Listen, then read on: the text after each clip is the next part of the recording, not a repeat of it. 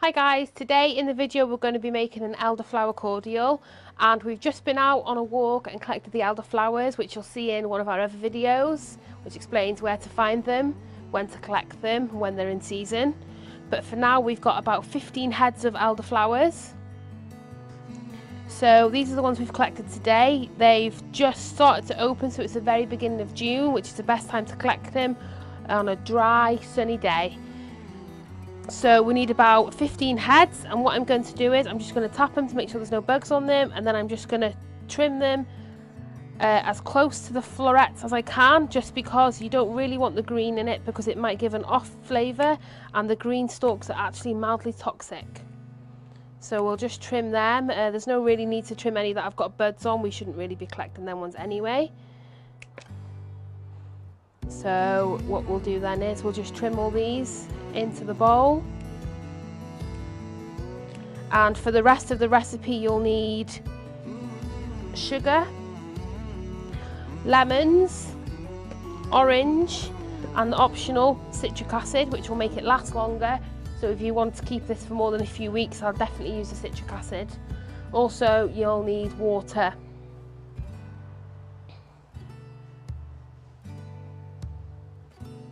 Throw away any ones that look a bit brown. They might have started to slightly wilt. These were only collected about an hour ago, but they are best used when they're fresh. So trim off as much of the big green stalk as you can and leave that bit, put that in the compost. So I'll keep going with this.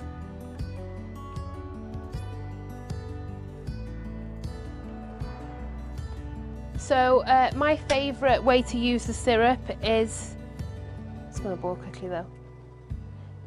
My favourite way to use the syrup is to have it with lemonade, a slice of lemon in a glass with ice on a summer barbecue.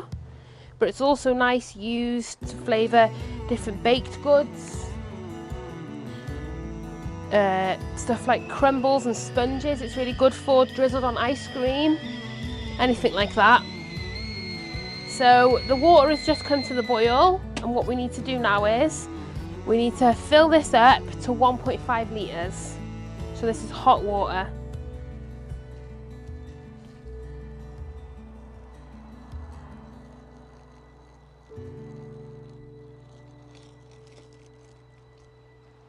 So that's on 1.5 litres now, and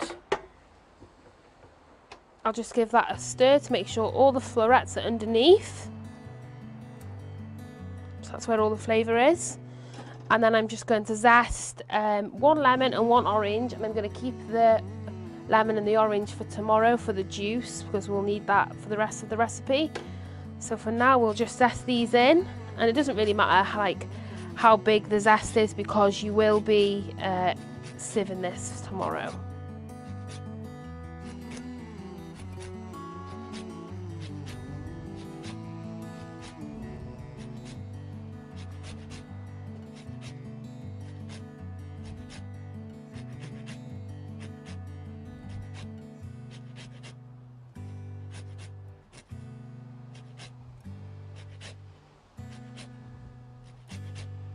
And we're going to leave this to infuse overnight. So all of the flavours from the lemon zest, the orange zest, the elderflowers will infuse the water overnight, and then tomorrow we'll be passing it through a sieve and we'll be boiling it up with some sugar, and that'll create the syrup.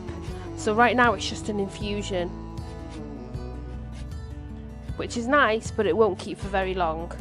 By adding the sugar and the citric acid, you'll be able to keep it for a few weeks or even months if it's sealed. So there's all the lemon. Now I'm just going to add the juice of the orange as well.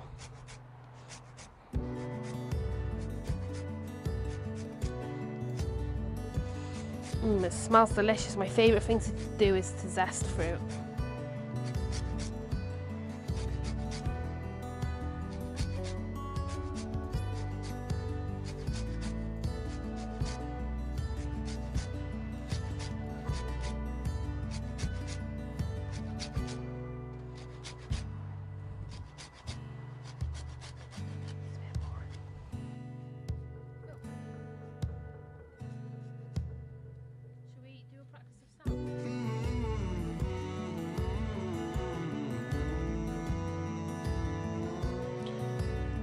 So that's all the zest in there, and now what I'm going to do is I'm going to loosely cover this and leave it to infuse overnight, and then we'll come back to it tomorrow.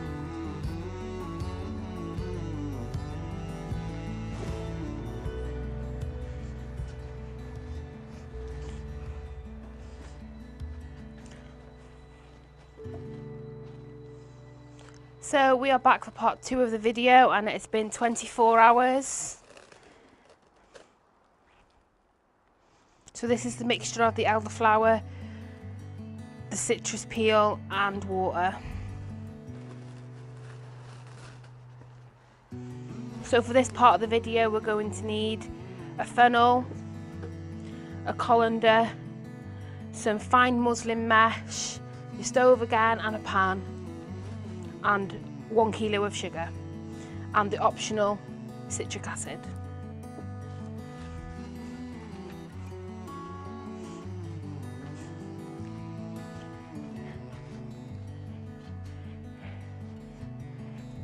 So for this part of the video you're going to need your elderflower and water mixture that's been left overnight.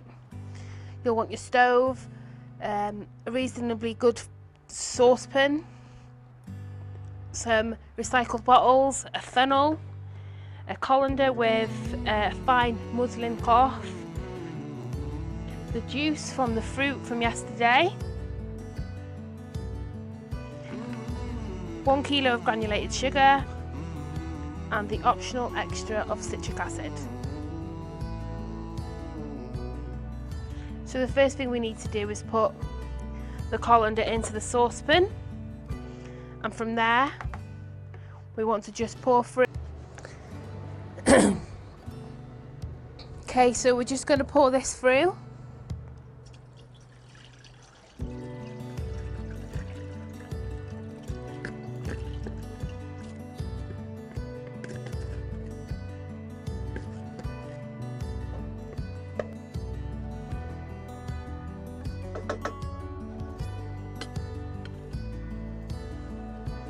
To make sure all the juice is through, just lift up your muslin bag and give it a squeeze. So if there was any little bugs or anything like that on the flowers, they won't go through.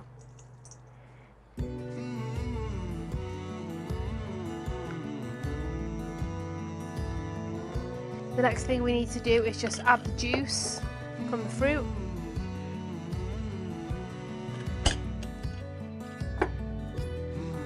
So we don't need this anymore.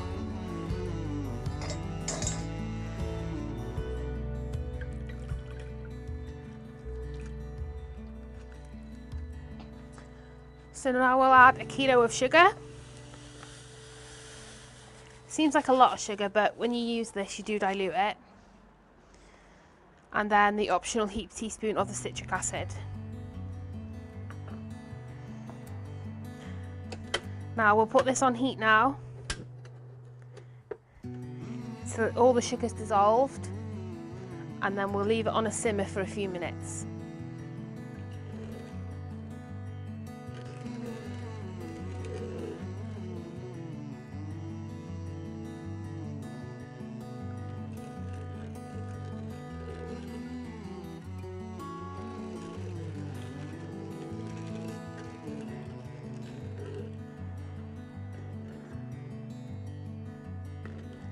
So just keep stirring till all the sugar's dissolved.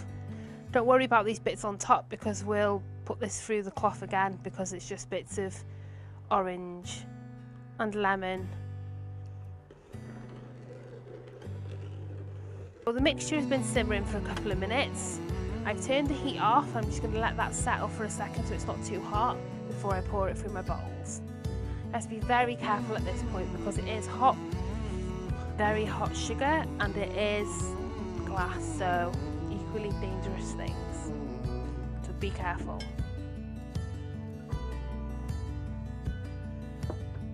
So now the simmer is gone, I'm just going to start pouring it into here. This is hot, so be careful.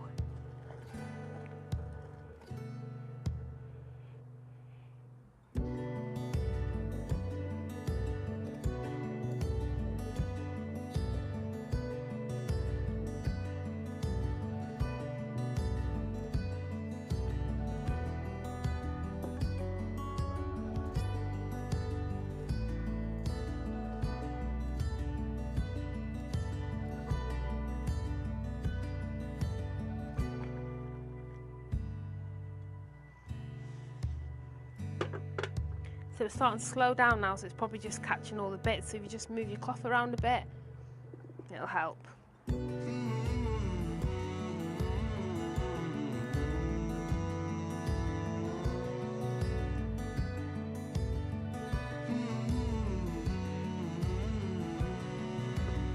Just pour the rest into this one.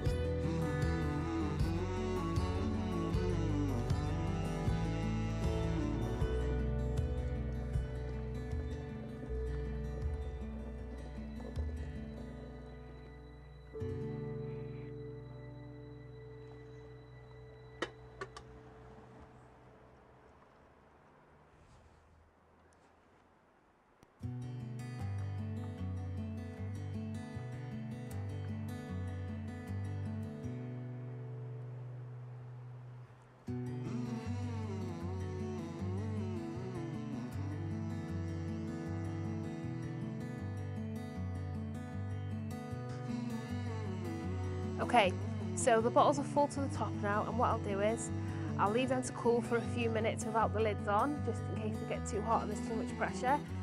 And then as soon as they're cool, I'll cork them and I'll store them in a fridge, labelled, until I'm ready to drink them.